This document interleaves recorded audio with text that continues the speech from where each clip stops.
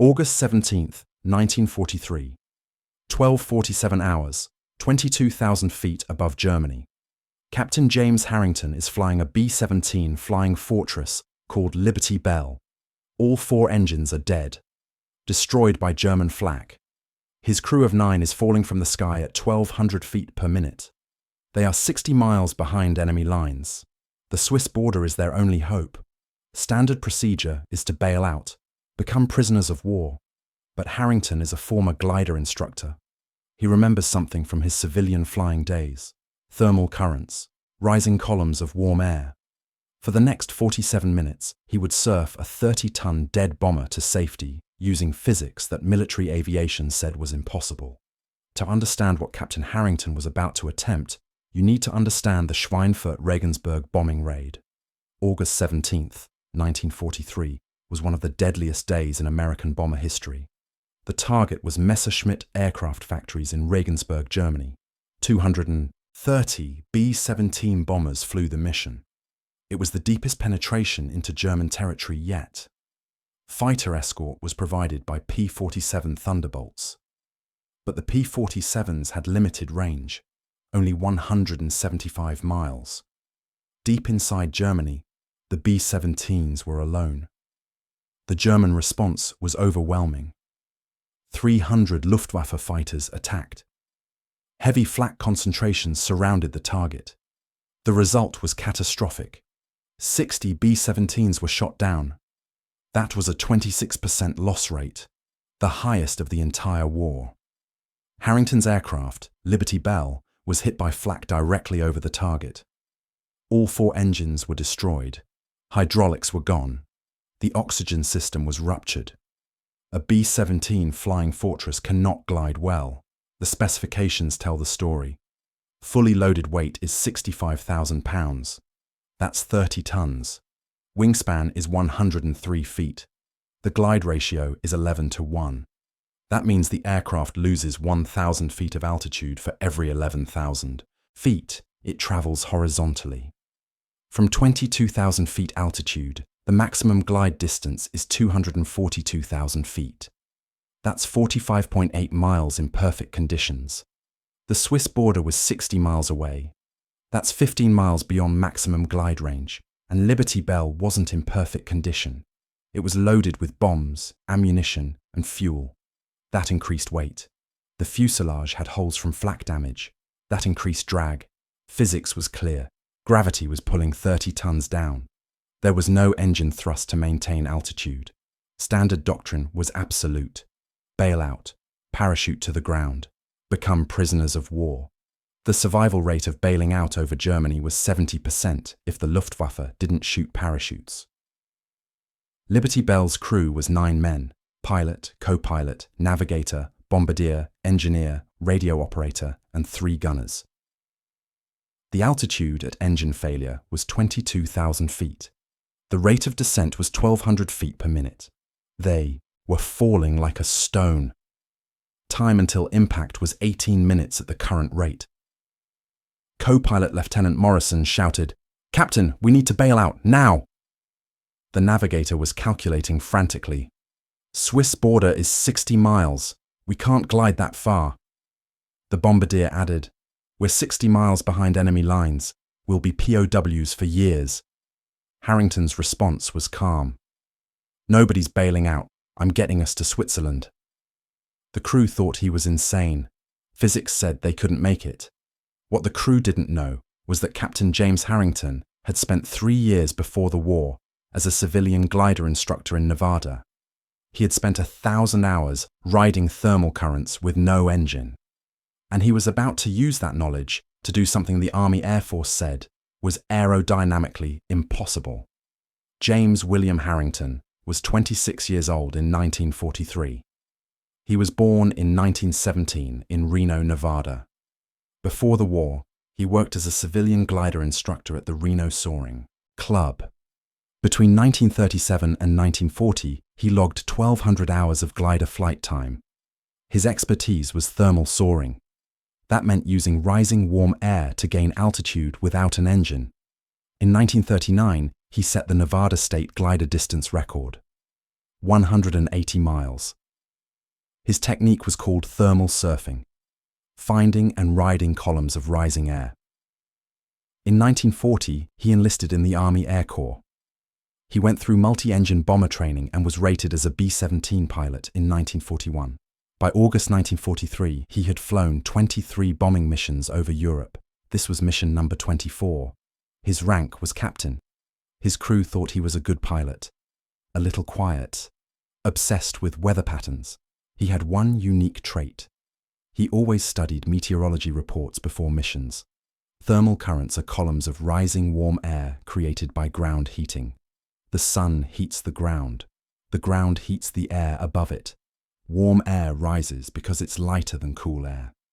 Glider pilots identify thermals using visual markers. Cumulus clouds mark the tops of thermals. Dark ground like plowed fields and roads absorb more heat and create stronger thermals. Time of day matters. Thermals are strongest between 1100 and 1500 hours when solar heating peaks. The glider technique is straightforward. Circle inside the thermal column. Gain altitude. Glide to the next thermal. A typical thermal provides 300 to 600 feet per minute of lift. The rising air pushes the glider up. The distance strategy is to hop from thermal to thermal like stepping stones. Harrington's civilian glider record of 180 miles used 14 thermals. Military aviation viewed this as irrelevant to powered aircraft operations. But Harrington's realization on August 17th was simple. A B-17 with dead engines equals a giant glider. At 12:48 hours, Harrington was scanning the ground below.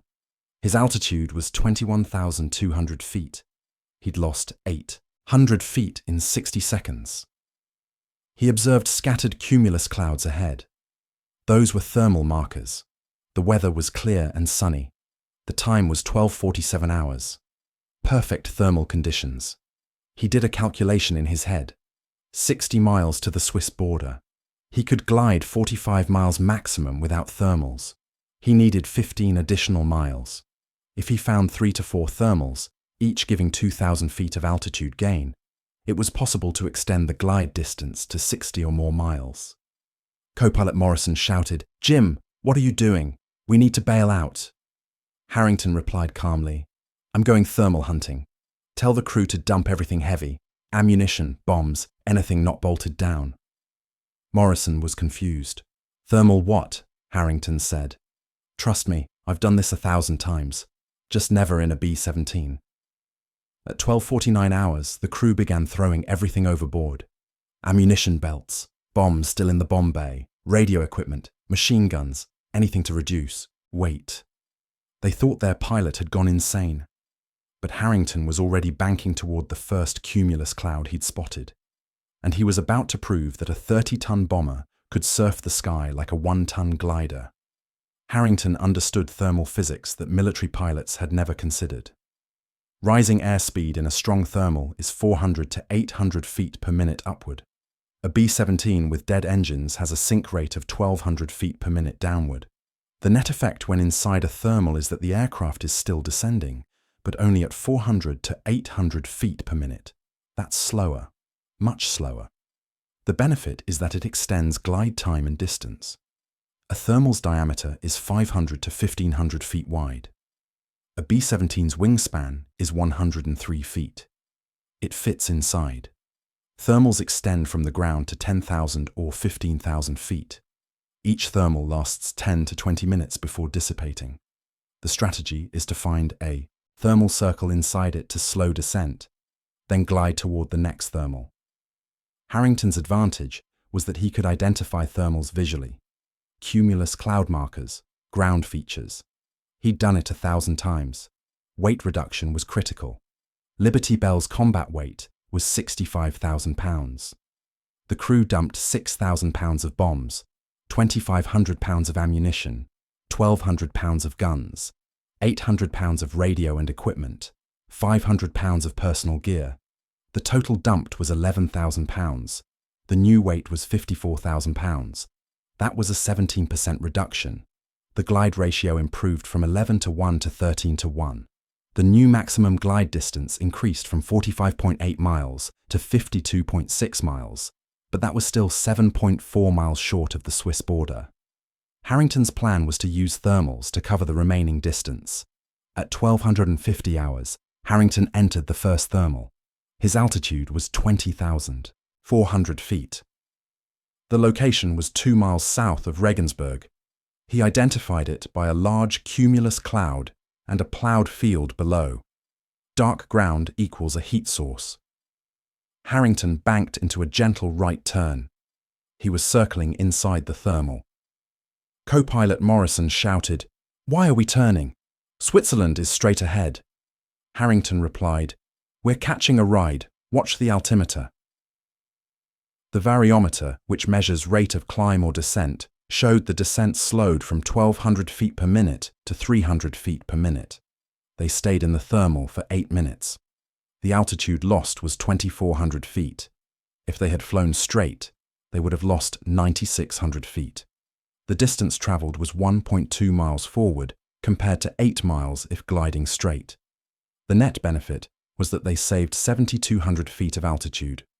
That equaled 14 extra miles of glide range. The crew was confused. The navigator said, "Captain, we're going in. Circles. We need to go straight." Harrington explained, "We're in a thermal. Rising warm air. It's slowing our descent." The bombardier protested, "Sir, with respect, that's insane. This isn't a glider." Harrington's response was firm. "Physics doesn't care what we're flying. Warm air rises. We're inside rising air. We descend slower." The engineer was watching the altimeter. "He's right. We're only losing 300 feet per minute now. We were losing 1,200. The crew was starting to believe, but they were still terrified. The altitude exiting the thermal was 18,000 feet. Harrington said, "The next thermal is 8 miles ahead. We'll make it." Between 12:59 and 13:07 hours, they hit the second thermal. The altitude entering was 14,500 feet.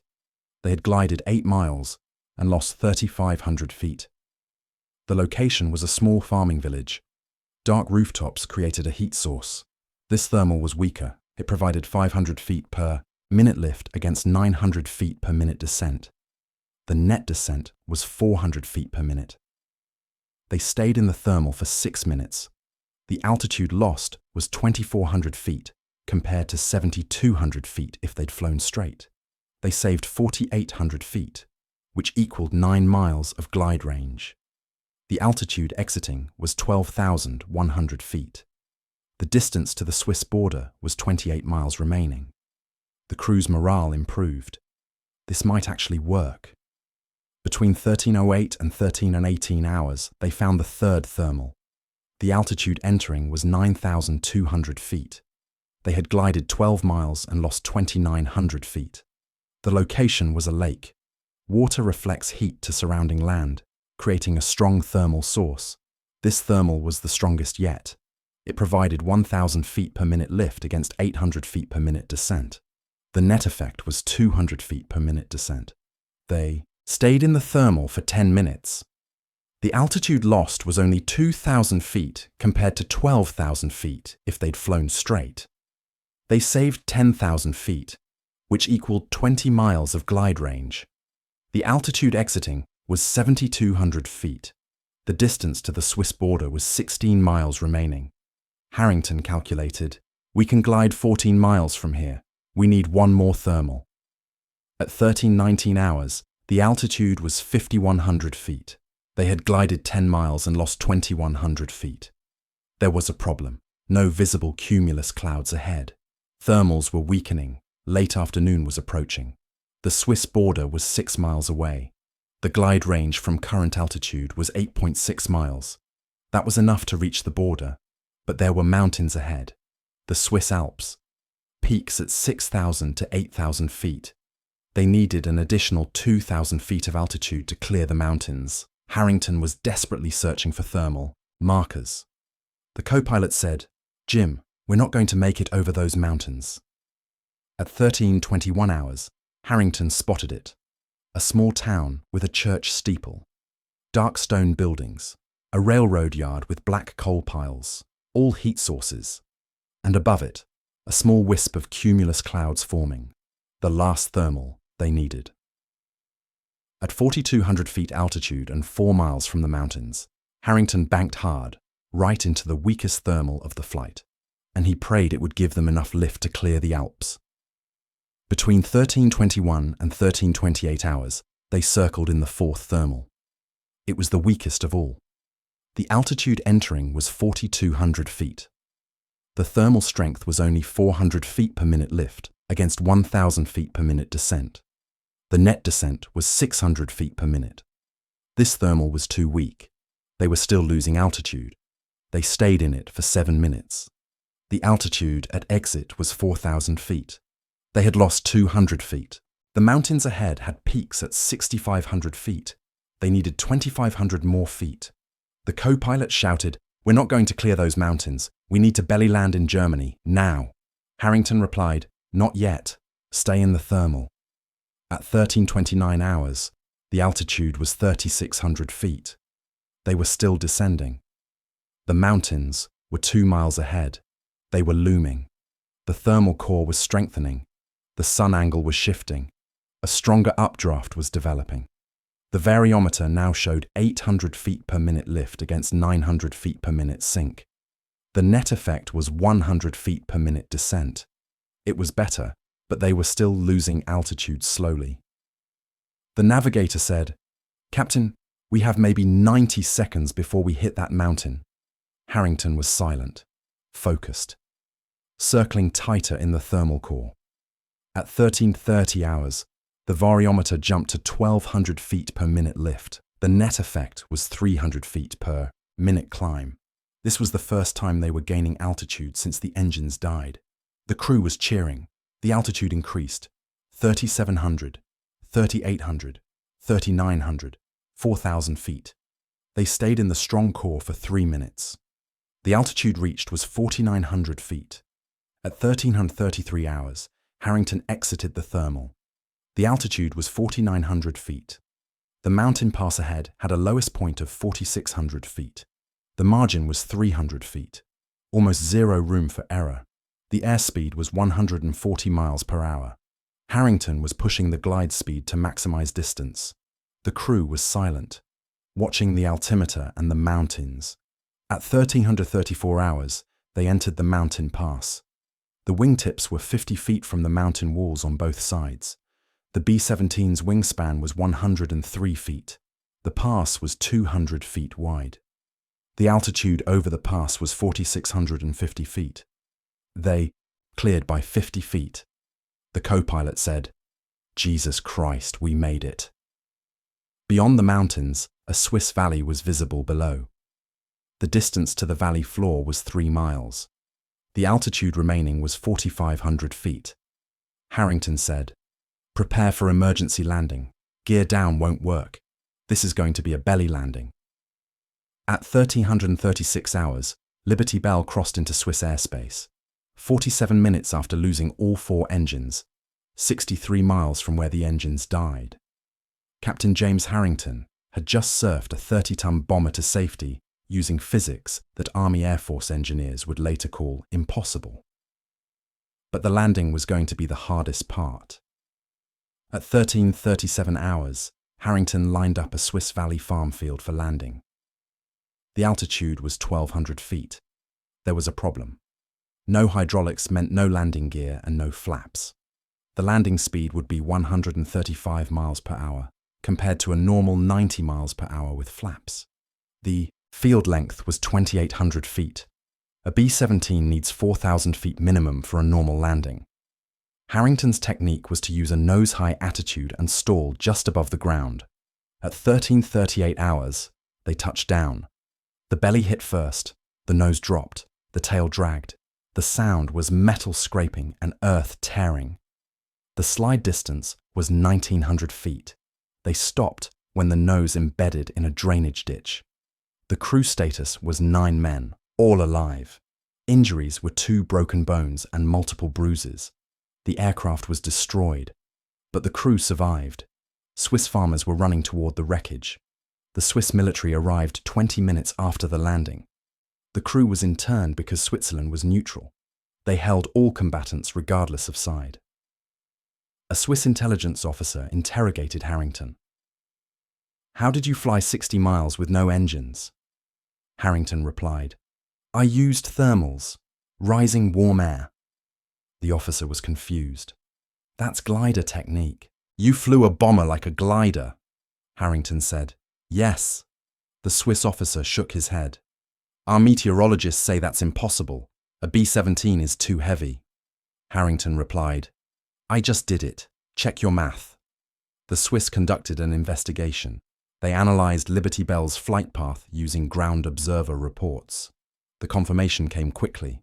The aircraft had been spotted circling at 4 locations. That was thermal soaring behavior. The distance was verified. 63.2 miles from Regensburg to the landing site. The time was verified. 47 minutes. The Swiss report concluded, pilots used advanced gliding techniques previously unknown in powered aircraft operations.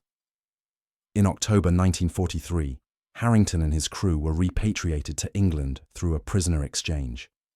Army Air Force intelligence questioned Harrington for 8 hours. AAF engineers insisted, thermal soaring in a B-17 is aerodynamically impossible. Harrington replied, "I did it. Your Swiss allies verified it." The AAF commissioned an engineering study. The conclusion in December 1943 stated, theoretically possible under perfect conditions, but not replicable. The reason given was that it required expert glider knowledge, perfect weather, and luck. The AAF made a decision. They did not train pilots in thermal techniques. Harrington's view was simple. This could save crews. They won't teach it. The recognition came in the form of a Distinguished Flying Cross for exceptional airmanship. The citation mentioned successfully landing the aircraft 60 miles behind enemy lines. The citation omitted the thermal soaring technique. The AAF considered it a non-standard procedure. The Army Air Force gave Captain Harrington a medal, but they classified his thermal soaring technique as non-doctrinal procedure and never trained another pilot in the method. Between 1943 and 1945, an estimated 4,000 B-17 crew members bailed out over enemy territory when engines failed. How many could have thermal surfed to safety? We'll never know. In 1945, the war ended. Harrington returned to the United States. He flew 14 more combat missions after Swiss internment. His total was 38 missions. After the war, he returned to Reno, Nevada. He resumed his civilian gliding career. In 1947, he founded the Harrington School of Soaring. It was a glider training school. Over 30 years, he trained over 600 civilian glider pilots. He never publicly discussed the B-17 thermal soaring until the 1970s. The reason was simple. The Army told me not to talk about it. It was classified as an experimental technique. In 1978, an aviation magazine published an interview titled "The Pilot Who Surfed a Bomber." The public reaction was disbelief. Many people called the story fabricated. In 1982, a Swiss aviation historian named Dr. Klaus Werner was researching World War II incidents. He found Swiss military records about Liberty Bell's incident on August 17, 1943. The documents included ground observer reports, meteorological data, and wreckage analysis. The confirmation was clear. The B-17 had glided 63.2 miles. It used thermal currents. The documented circling behavior proved it. Werner published a paper titled "Thermal Soaring in Heavy Aircraft, the 1943 Harrington Incident." His conclusion stated, Harrington's feat represents a unique intersection of glider expertise and bomber piloting. No other documented case exists. The modern gliding community recognized Harrington posthumously with the Lilienthal Medal. That's the highest honor in soaring. Harrington died in 1995 at age 78. In the 1990s, computer flight simulations analyzed Harrington's flight. An MIT aeronautical engineering study in 1997 concluded, thermal soaring in a B-17 is theoretically possible under specific conditions. The conditions required were a strong thermal day with 800 or more feet per minute lift, expert pilot knowledge of thermal location, weight reduction by jettisoning payload, and perfect weather with a clear, sunny day during peak heating hours. The probability was less than 1% of all conditions aligning. The study's conclusion stated, Harrington succeeded due to expertise, timing, and extraordinary luck. The feat remains unrepeated in aviation history. Captain James Harrington lost all 4 engines at 22,000 feet and 60 miles behind enemy lines. He had 18 minutes until impact. Instead of bailing out, he surfed thermals like he was flying a glider in Nevada. He rode columns of warm air for 47 minutes and 63 miles. He saved 9 lives using physics the Army Air Force said was impossible. They gave him a medal and told him never to talk about it. But the Swiss records, the ground observers, and the wreckage in that farm field all tell the same story. On August 17, 1943, a bomber pilot did the impossible. He turned a 30-ton falling aircraft into a glider, and he surfed it home on nothing but warm air and the knowledge that sometimes the best way to fly is to stop fighting gravity and learn to ride it